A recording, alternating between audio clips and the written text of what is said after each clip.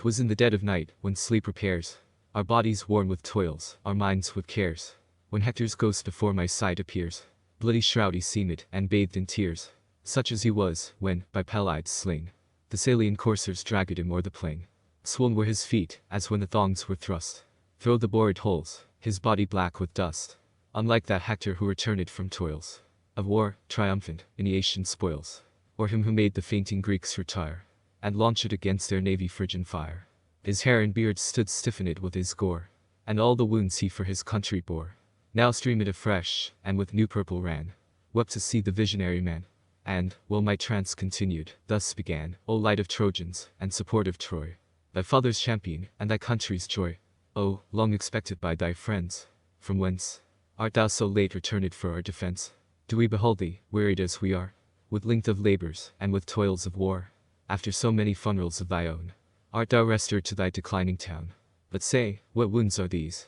What new disgrace deforms the manly features of thy face? To this the spectre no reply did frame, but answered to the cause for which he came, and, groaning from the bottom of his breast, this warning in these mournful words expressed: O goddess born, escape, by timely flight, the flames and horrors of this fatal night. The foes already have possessed the wall. Troy nods from high, and totters to her full.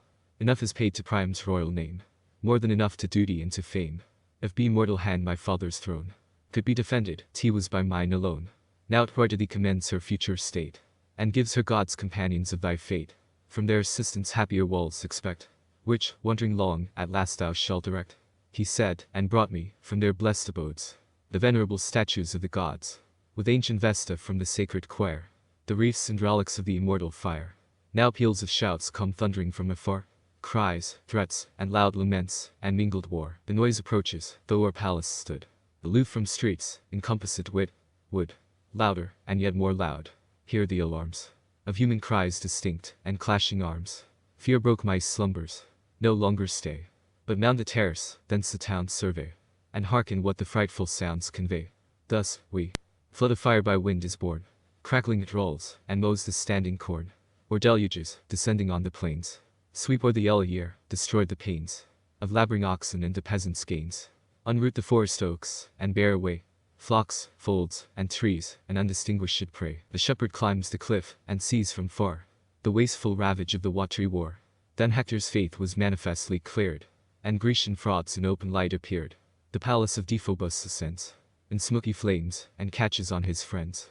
Ucaligon burns next. The seas are bright with splendor not their own, and shine with Trojan light. New clamors and new clangors now arise, the sound of trumpets mixed with fighting cries. With frenzy seized, run to meet the alarms, resolute on death, resolute to die in arms.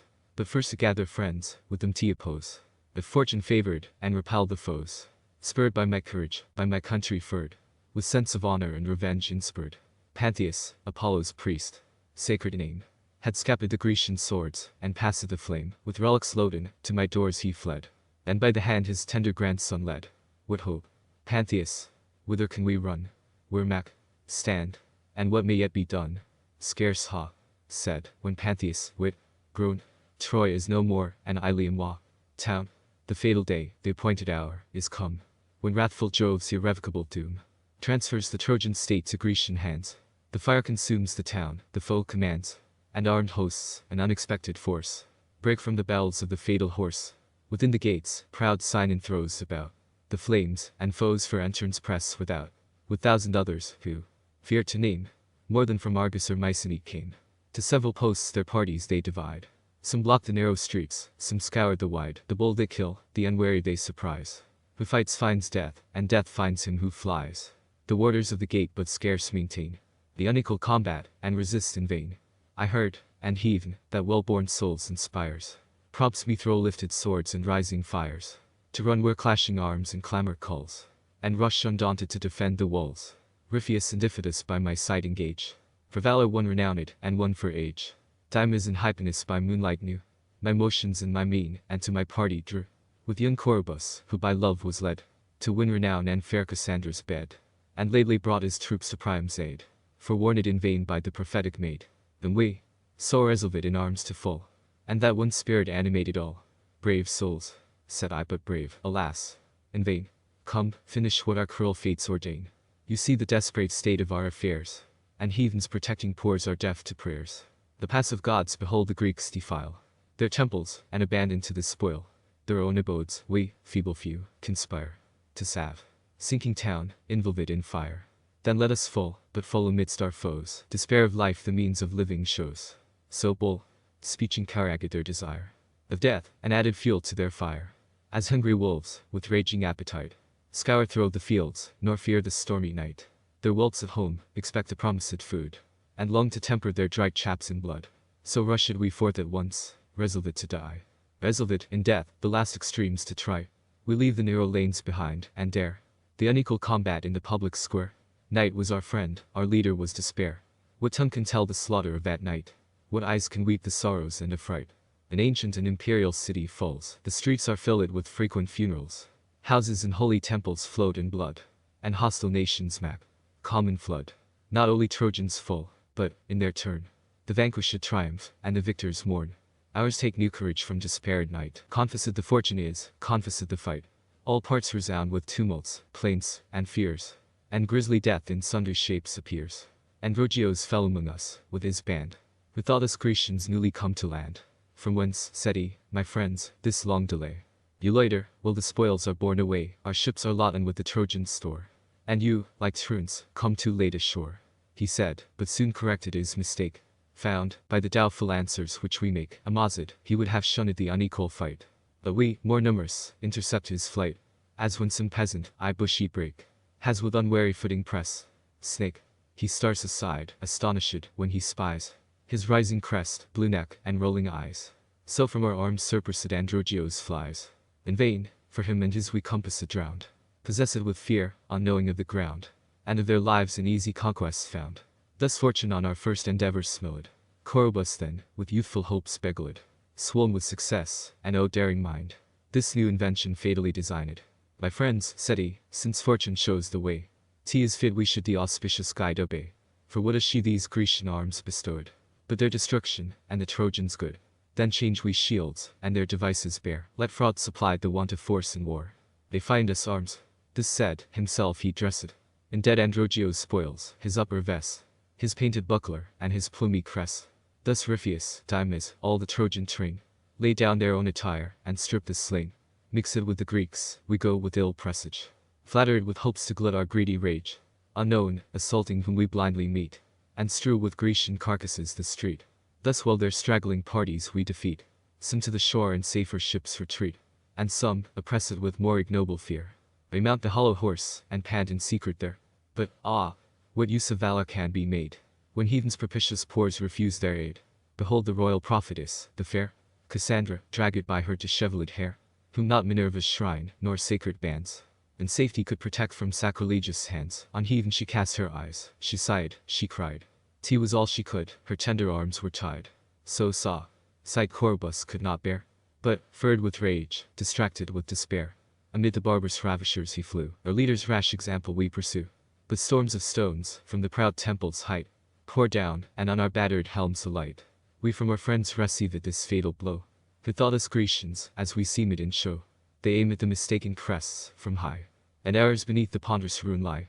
Then, moved with anger and disdain, to see their troops dispersed, the royal virgin free, the Grecians rally, and their poors unite, with fury charge us, and renew the fight. The brother kings with Ajax join their force, and the whole squadron of Thessalian horse. Thus, when the rival winds their quarrel try, contending for the kingdom of the sky, south, east, and west, on airy coursers borne, the whirlwind gathers, and the woods are torn. Then Æneas strikes the deep, the billows rise, and, mixed with ooze and sand, pollute the skies. The troops we squandered first again appear, from several quarters, and enclose the rear. They first observe, and to the rest betray, our different speech, our borrowed arms survey. Oppressed with odds, we fall, Corobus first, at Pallas' altar, by Peneleus pierced. Then Ripheus followed, in the unequal fight, just of his word, observant of the right. Heathen thought not so. Time as their fate attends, with Hypanis, mistaken by their friends, nor Pantheus, the Dimitor, nor the bands of awful Phobos, savage from impious hands. Ye Trojan flames, your testimony bear. Wah, performed, and wah, suffered there. No sword avoiding in the fatal strife, exposed to death, and prodigal of life. Witness, ye heavens, live not by my fault, strove to have deserved the deed sought, but we could not fight and would have died, borne off to distance by the growing tide. Old Iphitus were hurried thence, with Peleus wounded and without defense. New clamors from the invested palace ring, we run to die or disengage the king. So hot the assault, so high the tumult rose. Well Ares defend, and well the Greeks oppose, as all the Dardan and Argolic race had been contracted in that narrow space, or as all Ilium else were void of fear, and tumult, war, and slaughter, only there. Their Targus-eyed tortoise cast, the foes, secure advancing, to the turrets rose. Some mount the scaling ladders, some, more bold, swerve upwards, and by posts and pillars hold. Their left hand gripes their bucklers in the ascent, while with their right they seize the battlement.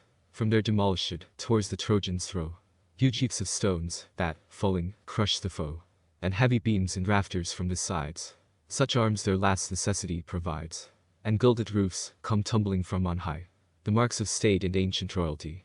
The guards below, fixed in the pass, attend the charge undaunted, and the gate defend. Renew it in courage with recovered breath. Second time we ran to tempt our death, to clear the palace from the foe, succeed the weary living, and revenge the dead. A postern door, yet unobserved and free, joined by the linked blind gallery, to the king's closet led, way well known. To Hector's wife, while Priam held the throne, through which she brought Astyanax, unseen, to cheer his grandsire and his grandsire's queen. Through this we pass, and mount the tor, from whence, with unavailing arms the Trojans make defense.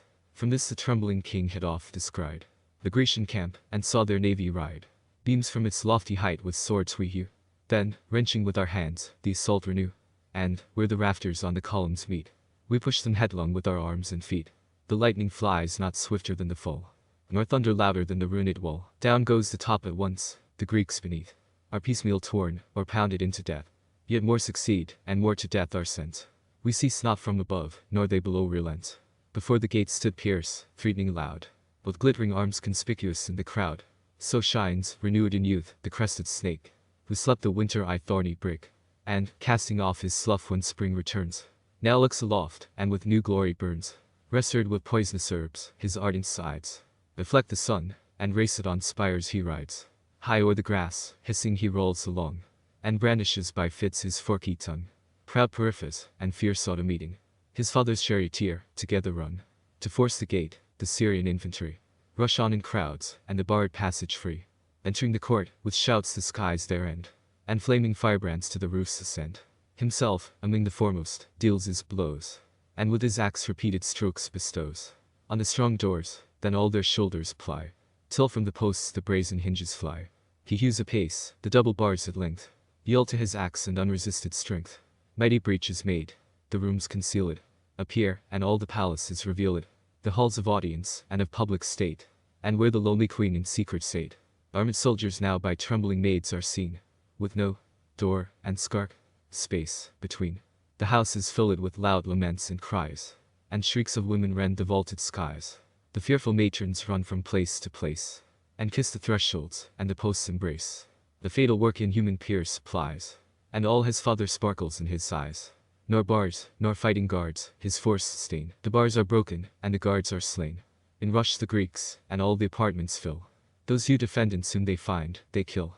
Not with so fierce rage the foaming flood roars, when he finds his rapid course withstood. Bears down the dams with unresisted sway, and sweeps the cattle and the cots away. These eyes beheld him when he marched between the brother kings, saw the unhappy queen, the 100 wives, and where old Priam stood, to stain his hallowed altar with his brood. The 50 nuptial beds, such hopes had he, so large promise, O progeny. The posts, of plated gold, and hung with spoils, fell the reward of the proud victor's toils. Where'er the raging fire had left space, the Grecians enter and possess the place. Perhaps you may of Priam's fate inquire. He, when he saw his regal town on fire, his ruined palace, and his entering foes, on every side inevitable woes, in arms, dissused, invests his limbs, decayed, like them, with age, laid in useless aid. His feeble shoulders scarce the weight sustain. Loaded, not armed, he creeps along with pain, despairing of success, ambitious to be slain. Uncovered but by heathen, there stood in view an altar, near the heart, laurel grew. Dotted with age, his boughs encompass round the household gods, and shade the holy ground. Here Hecuba, with all her helpless train of dames, for shelter sought, but sought in vain. Driven like flock of doves along the sky, Their images they hug, and to their altars fly. The queen, when she beheld her trembling lord, and hanging by his heavy sword. What rage, she cried, has seized my husband's mind? What arms are these, and to what use designed? These times want other aids. Were Hector here, even Hector now in vain, like Priam, would appear. With us, one common shelter thou shalt find, or in one common fate with us be joined. She said, and with last salute embreaked the poor old man, and by the laurel placard, behold, Polites, one of Priam's sons, pursued by Pierce, there for safety runs. Throw swords and foes, Amazid hurt, he flies. Through empty courts and open galleries. Whom Pierce, urging with his lance, pursues, and often reaches, and his thrusts renews. The youth transfixed, with lamentable cries, expires before his wretched parents' eyes, whom gasping at his feet when Priam saw. The fear of death gave place to nature's law, and, shaking more with anger than with age, the gods, said he, requite thy brutal rage. As sure they will, barbarian, sure they must. If there be gods in heaven, and gods be just, who taxed in wrongs and insolent delight, wit, son's death to infect, father's sight. Not he, him thou in lying fame conspire, to call thee his, not he, thy vaunted sire. Thus us of my wretched age, the gods he feared, the laws of nature and of nations heard. He cheered my sorrows, and, for sums of gold, the bloodless carcass of my Hector sold. Pitied the woe parent underwent, and sent me back in safety from his tent. This said, his feeble hand, javelin threw, which, fluttering, seemed to loiter as it flew, just, and but barely, to the mark it held, and faintly tinkled on the brazen shield. Then Pyrrhus thus, go thou from me to fate, and to my father my foul deeds relate. Now die. But that he dragged the trembling sire, slittering through clotted blood and holy mire. The mingled paste his murdered son had made, hull it from beneath the violated shade, and on the sacred pile the royal victim laid. His right hand held his bloody falchion bare, his left he twisted in his hoary hair. Then, with speeding thrust, his heart he found, the lukewarm blood came rushing through the wound, and sanguine streams distended the sacred ground. Thus Priam fell, and shared one common fate, with Troy in ashes, and his ruined state. He, who the scepter of all Asia swayed, whom monarchs like domestic slaves obeyed. On the bleak shore now lies the abandoned king, headless carcass, and nameless thing. Then, not before, felled my curdled blood. Congeal with fear, my hair with horror stood. My father's image filled my pious mind, lest equal years might equal fortune find. The guy thought on my forsaken wife, and trembled for my son's abandoned life. Looked about, but found myself alone, deserted at my need. My friends were gone, some spent with toil, some with despair oppressed. Leaped headlong from the heights, the flames consummate the rest. Thus, wandering in my way, with who guide, the graceless Helen in the pork spied of Vesta's temple. There she lurked alone, muffled she sate, and, what she could, unknown, but, by the flames, that cast their blaze around, that common bane of Greece and Troy, found. For Ilium burned, she dreads the Trojan sword, more dreads the vengeance of her injured lord, even by those gods who refugged her aboard. Trembling with rage, the strump, regard, resolute to give her guilt the due reward. Shall she triumphant sail before the wind, and leave in flames unhappy Troy behind? Shall she her kingdom and her friends review, in state attended with captive crew, while unrevving it the good old Priam falls, and Grecian fires consume the Trojan walls? For this the Phrygian fields and Xanthian flood were swelled with bodies, and were drunk with blood. 'Tis true, soldier can small honor gain, and boast no conquest, fro, woman slain. Yet shall the fact not pass without applause, a vengeance taken in so just cause. The punished crime shall set my soul at ease, and murmuring manes of my friends appease. Thus will rave, gleam a pleasing light, spread o'er the place, and, shining heavenly bright, my mother stood revealed before my sight. Never so radiant did her eyes appear, not her own star confess, light so clear, great in her charms, as when on gods above she looks, and breathes herself into their love. She held my hand, the destined blow to break, then from her rosy lips began to speak. My son, from whence this madness, this neglect of my commands, and those who protect?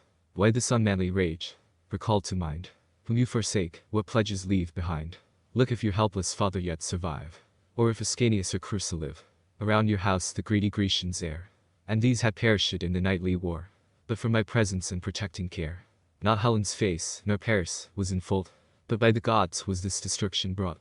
Now cast your eyes around, will dissolve the mists and films that mortal eyes involve. Purge from your sight the dross, and make you see the shape of each avenging deity. Enlightened thus, my just commands fulfill, nor fear obedience to your mother's will. where yon disordered heap of ruin lies. Stones rend from stones, where clouds of dust arise. Amid that smother Neptune holds his place. Below the wall's foundation drives his mace, and heaves the building from the solid base. Look where, in arms, imperial Juno stands, full in the Scaean gate, with loud commands, urging on shore the tardy Grecian bands. See, Pallas, of her snaky buckler proud, bestrides the Tor, refulgent thro' the cloud. See, Jove new courage to the foe's supplies, and arms against the town the partial deities. Haste hence, my son, this fruitless labor end. Haste, where your trembling spouse and sire attend. Haste, and mother's care your passage shall befriend. She said, and swiftly vanished from my sight, obscure in clouds and gloomy shades of night. Look it, listen it, dreadful sound, hear, and the dire forms of hostile gods appear. Troy sunk in flame, saw, nor could prevent, and Ilium from its old foundations rent. Rent like mountain ash, which darred the winds, and stood the sturdy strokes of laboring hinds. About the roots the crowlax resounds. The stumps are pierced with oft-repeated wounds. The warriors felt on high, the nodding crown, now threat, full, and throws the leafy honors down. To their united force it yields, though late, and mourns with mortal groans the approaching fate. The roofs no more their upper load sustain, but down she falls, and spread, ruin thro' the plain. Descending thence, scape thro' foes and fire. Before the goddess, foes in flames retire. Ere of it at home, he, for whose only sake, or most for his, such toil, undertake. The good Anchises, whom, by timely flight, proposed to secure on Ida's height, refussed the journey, resolute to die, and add his funerals to the fate of Troy, rather than exile and old age sustain. Go you, his blood runs warm in every vein. Had he even decreed thaw, should life enjoy, he even had decreed to save unhappy Troy. 'Tis sure enough, if not too much, for one, twice to have seen our Ilium overthrown. Make haste to save the poor remaining crew, and give this useless corps long adieu. These weak old hands suffice to stop my breath. At least the pitying foes will aid my death, to take my spoils, and leave my body bare. As for my sepulchre, let heathen take care. 'Tis long since I, for my celestial wife, loathed by the gods, have dragged lingering life, since every hour and moment expire, blasted from heaven by Jove's avenging fire. This oft repeated, he stood fixed to die. Myself, my wife, my son, my family, entreat, pray, beg, and race. Doleful cry, what, will he still persist, on death resolve, and in his ruin all his house involve? He still persists his reasons to maintain. Our prayers, our tears, our loud laments, are vain. Urged by despair, a guy, go to try the fate of arms, resolute in fight to die. What hope remains, but what my death must give? Can I, without so de, Father, live? You term it prudence, wah. Baseness call, could suck, word from suck, parent full. If fortune please, and so the gods ordain, that nothing should of ruined Troy remain, and you conspire with fortune to be slain. The way to death is wide, the approach is near, for soon relentless Pyrrhus will appear, baking with Priam's blood, the wretch who slew the son, inhuman, in the father's view, and then the sire himself to the dire altar drew. Goddess mother, give me back to fate. Your gift was undeserved, and came too late. Did you, for this, unhappy me convey, throw foes and fires, to see my house? Pray, shall my father, wife, and son behold, weltering in blood, each other's arms enfold? Haste, gird my sword, though spent and overcome. 'Tis the last summons to receive our doom. Hear thee, fate, and obey thy call. Not unrevving it the foe shall see my foe. Restore me to the yet unfinished fight. My death is wanting to conclude the night. Armed once again, my glittering sword wield, while the other hand sustains my weighty shield, and for it, rush to seek the abandoned field. Went, but sad Crucis stopped my way, and crossed the threshold in my passage lay. Embrack at my knees, and, we, would have gone. Shew me my feeble sire and tender son. If death be your design, at least, said she, take us along to share your destiny. If any farther hopes in arms remain, this place, these pledges of your love, maintain. To whom do you expose your father's life? Your son's, and mine, your now forgotten wife, will thus she fills the house with clamorous cries. Our hearing is diverted by our eyes, for, will, held my son, in the short space, betwixt our kisses and our last embrace. Strange to relate, from young Ilis's head, lambent flame arose, which gently spread around his brows, and on his temples fed. A mazid, with running water we prepare, to quench the sacred fire, and slake his hair. But old Anchises, bursed in omens, reared his hands to heaven, and this request preferred. If any vows, Almighty Jove, can bend thy will, if piety can prayers commend, confirm the glad presage which thou art pleased to send. Scarce had he said, when, on our left, we hear peal of rattling thunder roll in air. There show streaming lamp along the sky, which on a winged lightning seemed to fly. From where the roof the blaze began to move, and, trailing, vanished in the Idaean grove. It swept, path and heathen, and shone, guide. Then I steaming stench of sulphur died. The good old man with suppliant hands implored the gods' protection, and their star adored. Now, said he, my son, no more delay. Yield. Follow where heathens choose the way. Keep, my country gods, our dwelling place, and guard this relic of the Trojan race. This tender child, these omens are your own, and you can yet restore the ruined town. At least accomplish what your signs foreshow. Stand resigned, and am prepared to go, he said. The crackling flames appear on high, and driving sparkles dance along the sky. With Vulcan's rage the rising winds conspire, and near our palace roll the flood of fire. Haste, my dear father, 'tis no time to wait, and load my shoulders with willing freight. Whate'er befalls, your life shall be my care. One death, or one deliverance, we will share. My hand shall lead our little son, and you, my faithful consort, shall our steps pursue. Next, you, my servants, heed my strict commands. Without the wall, ruined temple stands, to seers hallowed once. Cyprus nigh shoots up her venerable head on high. By long religion kept, there bend your feet, and in divided parties let us meet. Our country gods, the relics, and the bands, hold you, my father, in your guiltless hands. Enmity is impious holy things to bear. Red am with slaughter, new from war, till in some living street, cleanse the guilt of dire debate, and blood in battle spilt. Thus, ordering all that prudence could provide, clothe my shoulders with lion's hide, and yellow spoils. Then, on my bending back, the welcome load of my dear father take, while on my better hand is Æneas hung, and with unequal paces tripped along. Crusa kept behind, by choice we stray, through every dark and every devious way. I, who so bold and dauntless, just before, the Grecian darts and shock of lances bore, at every shadow now am seized with fear, not for myself, but for the chart, bear, till, near the ruined gate arrived at last, secure, and deeming all the danger past. Frightful noise of trampling feet we hear.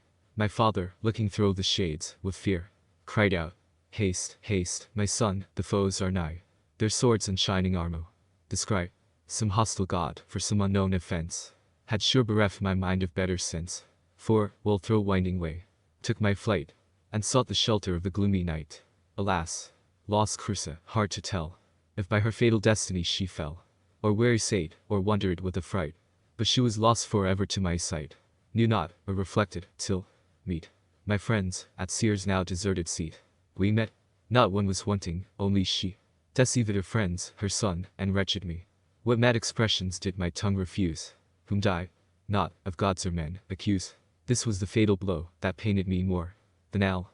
Fell from ruined Troy before, stung with my loss, and raving with despair, abandoning my now forgotten care, of counsel, comfort, and of hope bereft. My sire, my son, my country god, left, in shining armor once a guy, sheathed, my limbs, not feeling wounds, nor fearing death, then headlong to the burning wall, run, and seek the danger, was forked to shun. Tread my former tracks, through night explore, each passage, every street, cross it before. All things were full of horror and affright, and dreadful even the silence of the night. Then to my father's house, make repair, with some small glimpse of hope to find her there.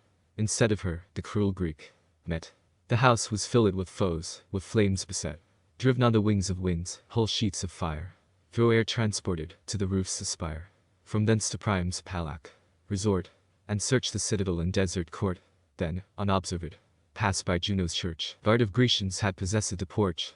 Their Phoenix and Ulysses watched the prey, and thither all the wealth of Troy convey, the spoils which they from ransacked houses brought, and golden bowls from burning altars caught, the tables of the gods, the purple vests, the people's treasure, and the pomp of priests, rank of wretched youths, with pinioned hands, and captive matrons, in long order stands. Then, with ungoverned madness, proclaim, through all the silent street, Crusa's name. Crusa still, call, at length she hears, and sudden through the shades of night appears, no more Crusa, nor my wife, Boo, pale spectre, larger than the life, aghast, astonished, and struck dumb with fear, stood, like bristles rose my stiffened hair. Then thus the ghost began to soothe my grief. Nor tears, nor cries, can give the dead relief. Desist, my much-loved lord, to indulge your pain. You bear no more than what the gods ordain. My fates permit me not from hence to fly, nor he, the great controller of the sky. Long wandering ways for you the poor's decree, on land hard labors, and length of sea. Then, after many painful years are past, On Latium's happy shore you shall be cast, where gentle Tiber from his bed beholds the flowery meadows and the feeding folds. There end your toils, and there your fates provide quiet kingdom and royal bride. Their fortune shall the Trojan line restore, and you for lost Creusa weep no more. Fear not, thought shall watch with servile shame the imperious looks of some proud Grecian dame, or, stooping to the victor's lust, disgrace my goddess mother or my royal race. And now, farewell. The parent of the gods restrains my fleeting soul in her abodes. Trust our common issue to your care, she said, and gliding past it unseen in air, strove to speak, but horror tied my tongue, and thrice about her neck my arm flung, and, thrice death-seethed, on vain embraces hung. Light as an empty dream at break of day, or a blast of wind, she rushed away.